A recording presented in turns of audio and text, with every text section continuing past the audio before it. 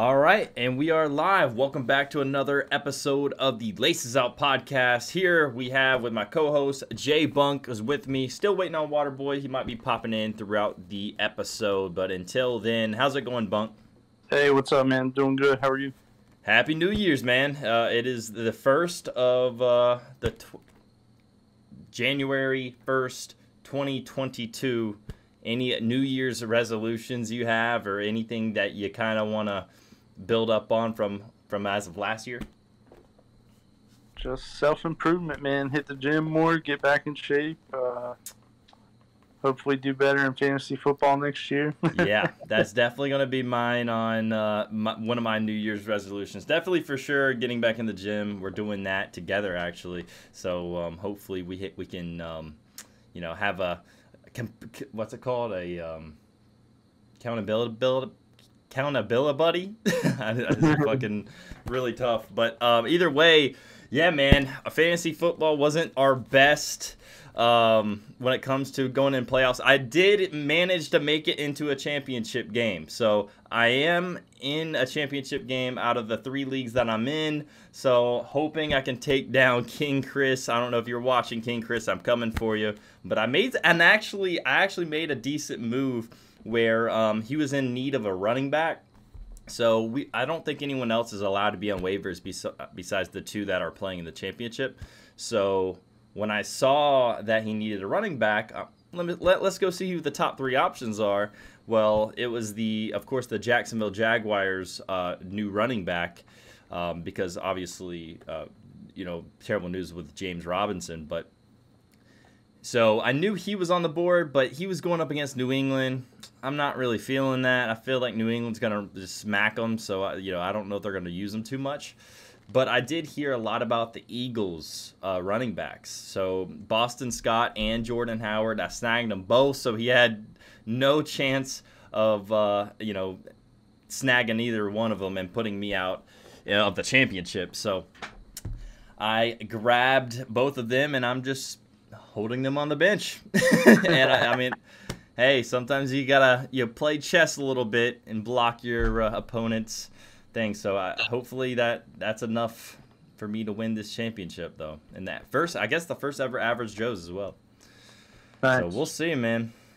But yeah, anything you want to say before getting straight into the games?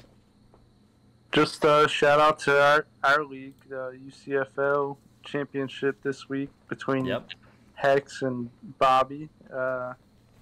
It should be a good matchup, man. I think I'm interested to see both have very different approaches to fantasy football. One hardly ever trades, doesn't trade unless it's a necessity, and one doesn't have the same team every week. So, but that has to stop. That has to stop though on trade deadline. So as of the last few weeks, he's itching himself, trying to figure out another trade system, but. Or maybe he's just thinking about next year about the trades. I don't know. Try to trade draft picks and stuff.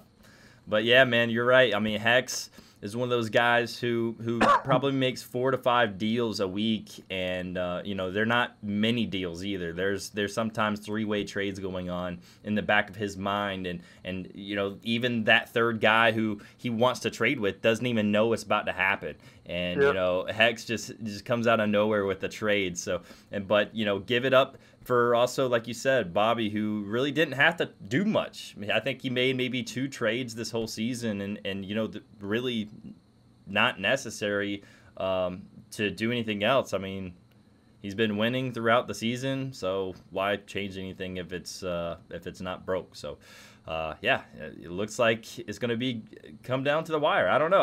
I really like the championship games if they're close. You don't want to see a blowout. Obviously, it feels better whenever you're in that situation. I'm sure if Bobby or Hex is in this situation, they want it to be a blowout their way, just so they don't have to stress about it for the rest of the afternoon. But dude, I love seeing if I'm outside looking in. I want to see a good game. So either way, whoever wins, good luck to both of those guys. But man, who do you think's gonna win though? I want to hear your honest opinion. I would give Bobby the slight advantage. I haven't looked at matchups. But, I mean, Hex has a good team. But Bobby is projected out scoring by about 10 points. Not that projections mean anything, but... Right. Let's get back into it. Week 17. Well, let's go back to Week 16. Any highlights? Any teams that you want to highlight that happened? Yeah, just one game that really jumped out was Dallas just steamrolling the football team. Yeah. Big division game, and that gave Dallas the upper hand in the division. They're now 11-4. I don't see anybody else. Yeah, I mean, I think they clinched it with that, actually. Yeah. Because the next closest team is 8-7, so big win for them. And then just the continued suffering of Panther fans. 32-6 against Tampa. What are we doing, man? I don't know what we're doing. I think we're just trying to get to the end of the season. All right, now, at least that's what I'm trying to do. At least that's what I'm trying to do. Just trying to sneak on in. But, I mean, one thing that also I want to highlight, man, the Bengals taking down the Ravens. Oh, yeah. I mean, the Bengals sometimes look like a top 3 team. They don't look like they're messing up a lot, and then there's some games where they just play terrible. So, I mean, I guess that's the NFL for you, but man, right. The Bengals, when they're all clicking and Joe Mixon's playing well, Burrow and Higgins is finding, he's starting to find targets. He's starting to find some deep threat touchdowns, even though it was just kind of Jamar Chase and Burrow throughout the whole season. But now Higgins is now alongside of them. That team's about to get deadly, and especially around playoff time. Yeah. So look out for the Bengals. That's one AFC like little sleeper team that, I mean, I wouldn't even call it a sleeper team because I think a lot of teams know that they can perform. But the Bills got it done against the Patriots. We were talking about that a little bit, and last week, and I didn't know really what to expect from that game. I knew it was going to be big, but the Bills came out and showed up. One game that I was actually watching was that the Seattle game. Seattle, it was snowing in Seattle, and Chicago made a comeback in the snow and won with 1 point. Even though that game really didn't mean too much for them, still great game. It turned me over on my picks, which screwed me up. I had Seahawks winning that game, I'm pretty sure, and then the Bears coming out of nowhere. But yeah, I mean, one final thing that I want to one game I want to talk about last week is the Miami Dolphins, man. What are they up to? Are they here? Are they here to stay? They're taking down a team who shut down Tampa Bay, and they almost shut down New Orleans. So, what are your thoughts on those Miami Dolphins?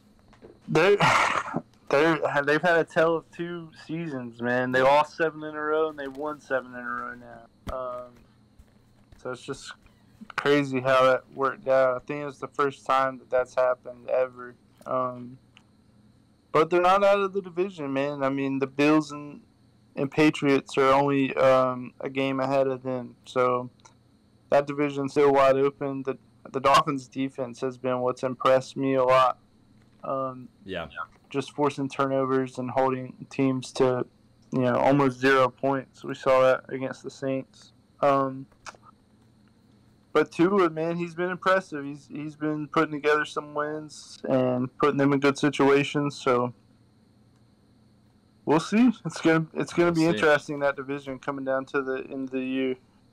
So there's a lot of teams that are kind of already out here. So it's kind of this championship. I call it championship week because this is mostly the championship weeks. Usually you don't want your championship in the fantasy football league being the very last in the season, because there's a lot of teams that are just sitting stars getting ready for playoffs.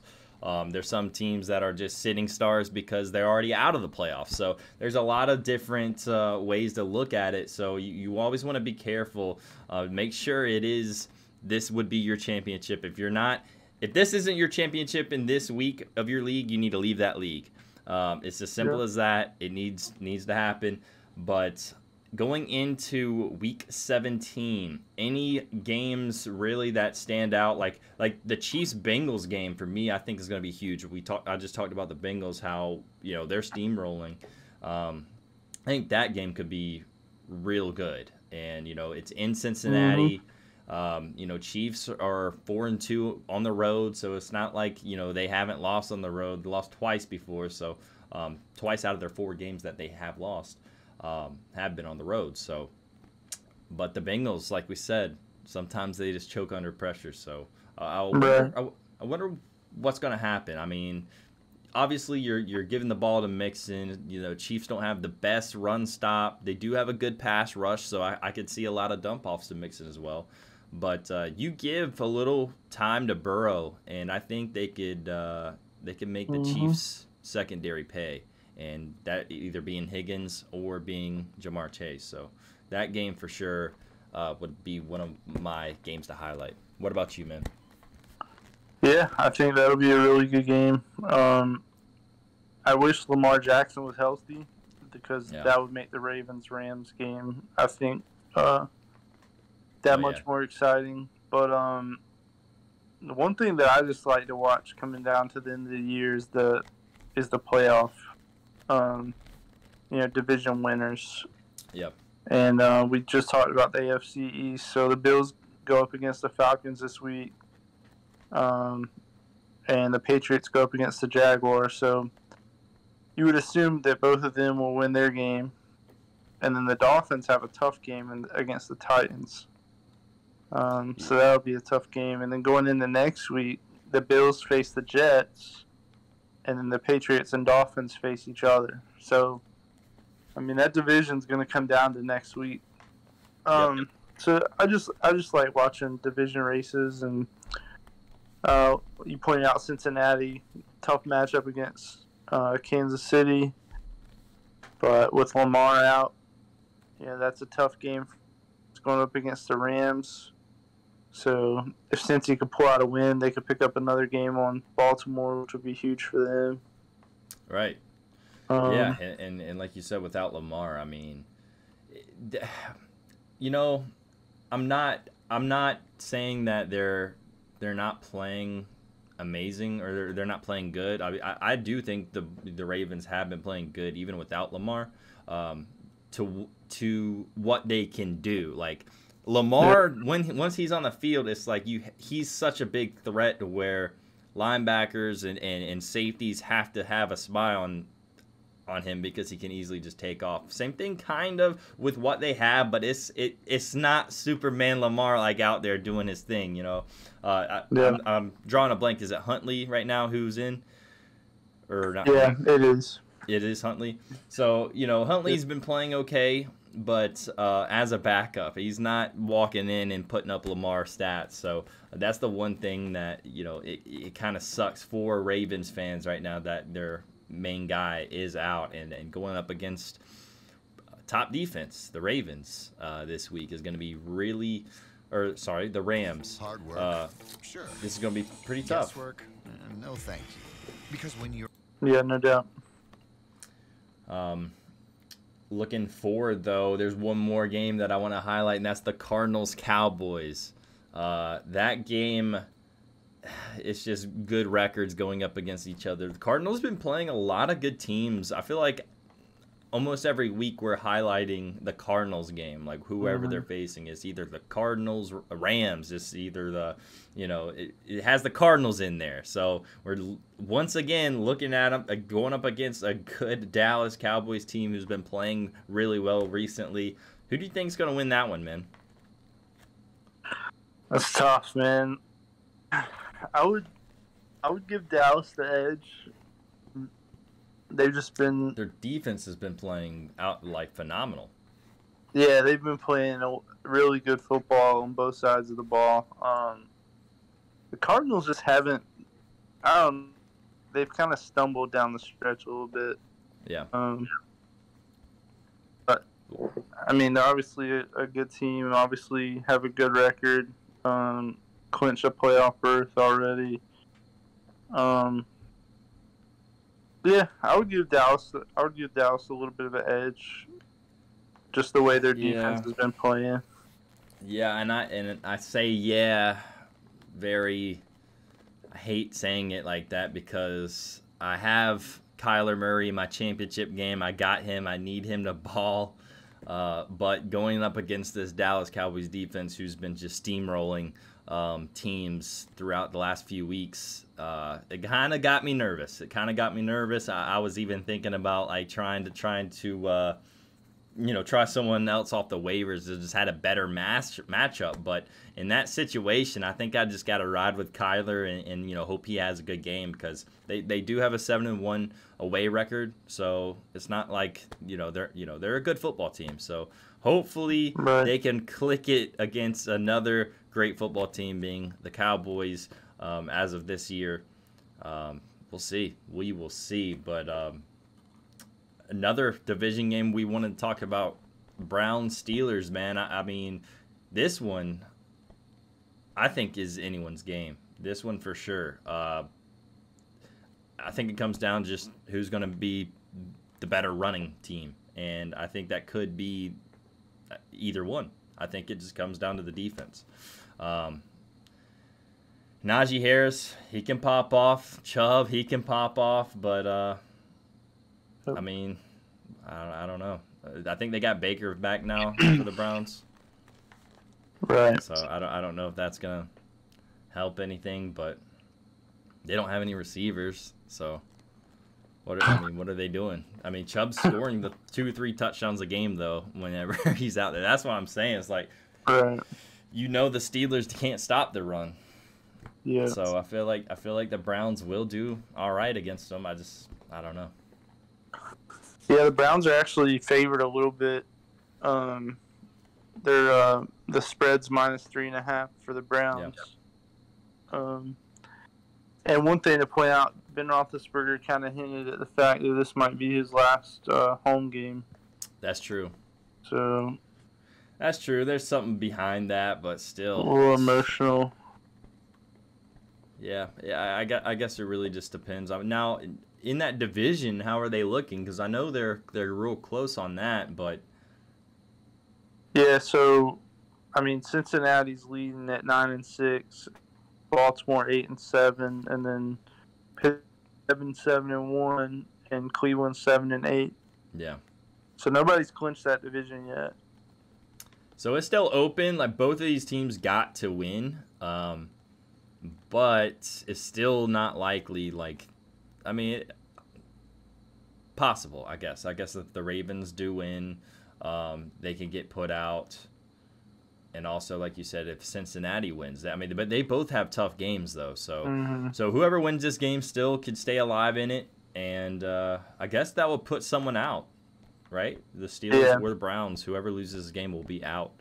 Correct. So, yeah. And the Browns are not good on the road either. I'm looking at their record, 2-5. Yeah. So I don't know, but I'm backing the Browns just because of how bad the Steelers' run defense is. But other than that, I mean, Steelers I think is a better team. It's just if you can't stop the run, especially against this team, then we're gonna have problems. Yeah, I agree.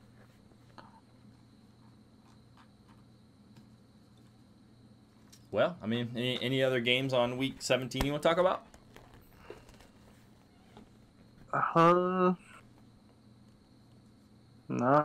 Nothing that jumps out at me. All right. Well, any players that you want to point out going into Week 17?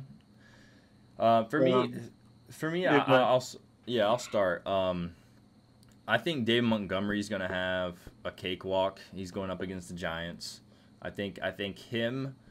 I think Ronald Jones going up against the Jets. All these guys are just easy plugins. If you're in, if you're in the championship, obviously you already have your lineup set, I'm assuming. If not, what are you doing? But yeah, I mean the Bills, you could stack them. If we're talking about FanDuel, I mean there's just a lot of teams that you could really just go up on. I mean the Dolphins right now, they have to win. Titans don't have the best secondary. Waddle, he could definitely be a force. We've seen that within the last few weeks. He's been the stud over there in Miami. So, but also Colts, Jonathan Taylor. That man's just a stud alone, and I don't see him doing anything different against the Raiders. I think he's going to run all over them. Yeah, I agree with you on that. That man's a stud. He should seriously be in the MVP conversation. Yeah. Who's in it right now? You know how it is. It always comes down to quarterbacks, man. I've heard Tom Brady and Aaron Rodgers both being thrown around. Yeah. But I mean, if we're gonna talk about non-quarterbacks being in that talk, I mean, shit, Cooper Kupp, man, what's going on? Yeah, I agree. Where's he at? Him and Jonathan Taylor both, man. I agree. Yeah, I mean, either way you look at it, I mean, I feel like anytime the Rams are on offense, Cooper Kupp gets the ball 80% of the time on that drive. And it's funny because everyone knows he's getting the ball, and he just makes everybody miss and look stupid. So, I mean, to be able to do that at that high of a level and still do that each and every week and still put up points like that is just phenomenal. Like, I mean, I don't think he's gonna repeat that year next year, but I mean, we gotta give him the hats off, the credit when credit due. We were watching literally this dude go off, right? And he came out of nowhere too. Like, I mean, obviously we knew Cooper Kupp as a household name, like, wide receiver 1/2. I wouldn't even say that he was a wide receiver 1 all the time. We would say maybe Robert Woods was going to fill that role, but Cooper Kupp, he come along, and now with Stafford, that's a deadly combination, man. Cooper Kupp and Stafford. I agree. But, well, I think we're done here. Unless you have anything else. One of my plays of the week is Debo Samuel. Going up against the Texans. He should just. He should just basically have free reign. And he should be jumping on it early. Like, it should be by halftime. We should see how Debo's going to be performing because he should already have probably 2 rushing touchdowns. He might even pass the ball for 1. Who knows? That team just has him in every play, every formation, different looks. You got to love to see the different looks that the 49ers have. But, yeah, Debo, running back / wide receiver / quarterback, he does it all. So look out for that, man. For sure. Right, man. You want to call it a show? Sounds good, man. All right, guys. Well, that's it for the Laces Up podcast, week 17. We'll see you guys next week, hopefully with Waterboy back for the final week of the season, and hopefully we'll get to see who all won the championships. Always like to see your comments down below. Don't forget to like and hit that subscribe button if you haven't already. I'm Discounts. That's J Bunk. We'll see you guys next week. Peace out. Peace out.